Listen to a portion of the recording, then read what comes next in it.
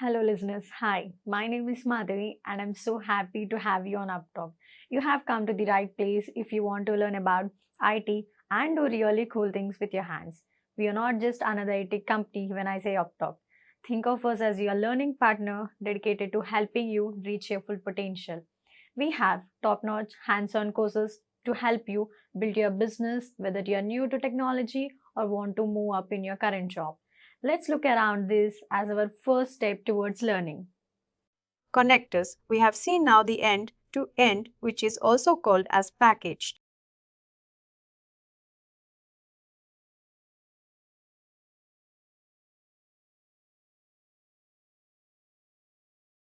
Yep, this is just a kind of a quick summary that we are doing right.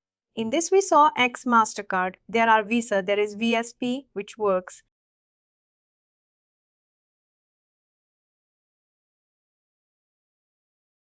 These are all benefit ones. The other one was toll. Those are the credit card one. These are the examples of end-to-end package connector, which why they are called end-to-end, because they are specifically made for these vendors, right? It can only be used with these vendors, right? And nothing, it's not for any other use. That's why this is packaged. Now we will start on the generic connectors, right? Why they are called generic? Because they serve a purpose.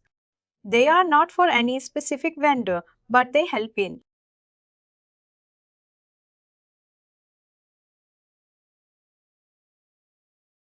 achieving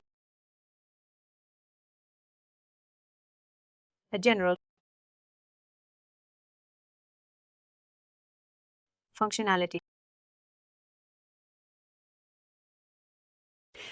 Now, a very common example which everyone and wherever you go, any interview you go, they will ask about that. And that's called core connector worker.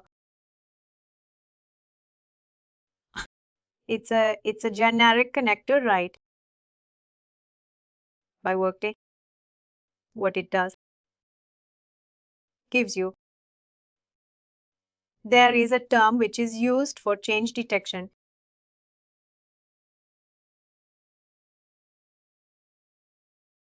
Now, as the name says, it is worker related.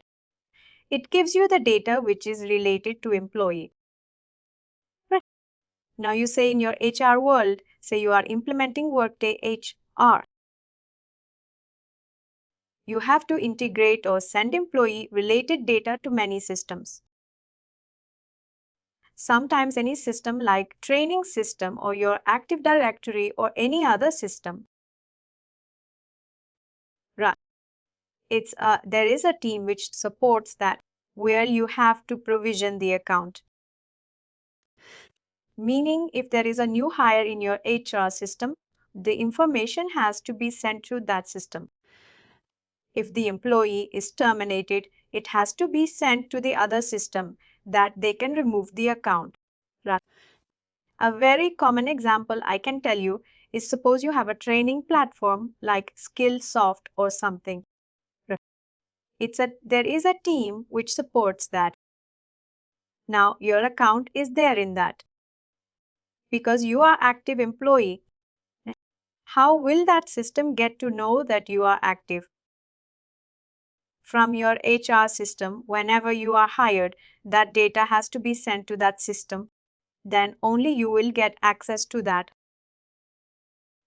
Again, if you're terminated, then again that data will be sent there. That your account gets removed. Plus, say, if you get transferred or if you get promoted from a consultant to a manager, that information also has to be sent to the training system. Because if you are a consultant, you will see different set of training with your manager. You will see different set of training. Everything is related. Change detection means any changes happening on an employee will be detected and can be sent. Right? And the changes can be any. That's what is called change detection. The opposite of this is called a full file. Right. Now say very common example to make you understand about this concept is suppose a system give you a requirement that yes, every week, Monday morning Centam, I want the employee file from your system. Right. Now suppose there are 10,000 employees in your company. Right. Now every Monday morning, is it a good practice to send all 10,000? Right. It's a very big file. It's a waste of memory. It's again not a good from a performance point of view. All that from a data security point of view. Right. It's not a best practice. What that system needs to know is in the last 1 week, if there are any changes, any new hire or anything has changed. Send me only that part. Don't send me the full data. That's the difference between a full file and a change detection. How do they do change? Detection is based on the last updated date time of any event. Right? Suppose if you're running your integration, since from date and to date, you give that funder right. If there is any changes between that, it will pick that up and send it. Right from a concept point of view, do you guys have any questions about this? Before I move to the document, this is to give you a basic of core connector worker. What it does change detection. And what it means is that sending only the changed, the employee data, only for those employees on whose profile there has been some changes in the past. Whenever we are talking regarding the full file, it means the changed file only. No. Full file is separate. Change file is separate. Full file meaning complete file. And changed file is the recent changes. Only the changes file. For example, say we all are part of a company. Right. The first file will have 5 rows. Rows. Right. Vivas Jyoti Vikram Afshan Shavan. Next week, suppose you got promoted. In that file, there will be only your record because our records are just the same. There has been no changes. That kind of stuff. How do we pick this data? It's like, is there any effective data? That's what now we will see. How they does that. Now coming to this part of the core connector workbook. Alright, as you say, this system exports worker data changes from Workday in a simple X and L format. As you do hire, promotion, transfer, termination, or update worker, the integration generates the text file only containing the changes. Right. What it does is that's what I said change detection. Worker, core connector worker. This connector, what it does, it detects the changes to worker by monitoring a transaction log. And we will see what that transaction log is. And the core connector worker uses a 3-step process to detect and report the changes. First is it checks the transaction log. And that's again a configuration. We will see that. Then, for each worker with a matching transactional change, it compares the report fields at the time that integration was last run and last updated date time kind of thing. Since you ran the integration last time and now you are running it between that time, if there has been any changes, it will check that. And there is something called eligibility criteria. That also needs to be satisfied. We will see all of these in detail now. This code connector worker, we can also make it generate a full file, right? It has that option as well. Then it also has a configuration of setting up an eligibility criteria. And it is done using a calculated field which is of type Boolean.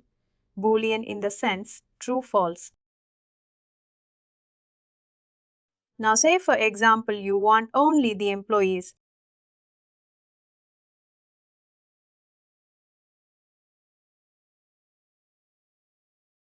It will only choose those employees. It will only choose those employees and then check whether there has been any changes or not, right? Suppose your organization has 1,000 employees. Out of those 1,000, 100 are in us. Right.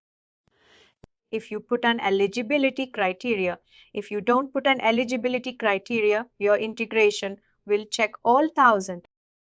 If there has been any changes on all these 1,000 people. But if you put an eligibility criteria, Workday will first filter out. Say we have put an eligibility criteria that work location is us. Now how many employees meet this criteria is 100. Then this integration will check the changes on those 100 only. Out of those 100, if say 50 has undergone some changes since the last one, it will pick only that. It kind of limits your scope of the employees.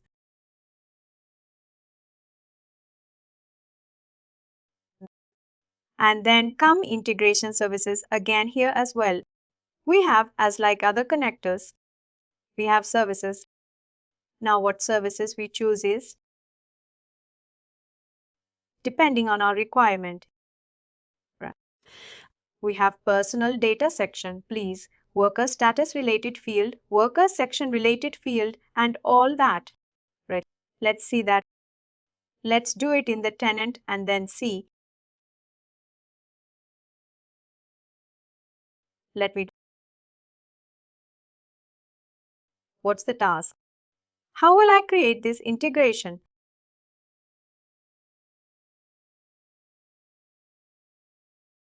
Create integration system. Same task. And I will give a int underscore test. Right. And then template name will be core. Connector worker. This one. And then now you see we have got the services. Right? In the beginning, you don't know what is what. Right. You have transaction log here. You have qualification data, identification data, compensation data. What I'll do is I'll select all. It'll select all. And then I will say, now here there is another option of create integration service. We will do that. But first let me explain what this will do. Click on. And then as you do, like other connectors which we saw, it has attributes and maps. Why it is showing an error here is because there are some attributes which are required for launch. Required for launch. It is saying configure those first. Now let's see what the attributes are. Configure integration attributes. First it is saying output file name. What do you want to keep the name of the file? Let me say it is test underscore output. Till output document tag. It is just for tagging the document, not required. Right. You can say output or whatever you want to tag it. Then is version, which is the version of the output file required for launch. That means it has to be configured. And what we do in version is we select the latest one. Output format XML. Then includes inactive worker in full file. This is an option that Workday has given. You can select click on plus, either yes or no. Right. If we select it, it will all the inactive worker as well. It will keep into its consideration. We don't want it. Name tag. Now, this is all based on your requirement. If the other system says, I want the legal name, you will choose the legal name. If you select this part, and you can choose either you want legal name, formal name, others, or whatever preferred name depends on what. If you select it by default, it is legal. Then country ISO code. Right. Each employee has a country associated with it. In the output, whether you want the 2-digit code like for USA, it is like for US, your USA, alpha digit 2 or 3. For India, IND is the alpha 3 code and IN is the 2, depending on what the vendor wants. We can choose that, right? If you click on this, it becomes like this, and you can choose 2 or 3. Then again, similarly for address type. Everything here is driven by requirement. Right? Address, usage, and this phone type, whether you want home or work. Email type home or work. Workday has by default added work because 90% of the time it's work. Right. Include prior values. Right. That means suppose if there are any changes, as you see, this connector is used for change detection. Say I got a transfer. My previous department was 1 and the new department is 2. If you put include prior values as 2, it will give prior value as 1 and new value as 2. It will give that, right? And all these there are description mentioned here. If you have any confusion, you check with the team who has provided you the requirement, like either the vendor and all that.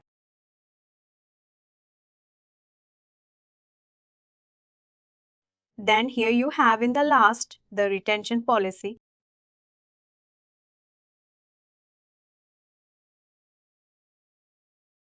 Any question? Any questions? Any questions?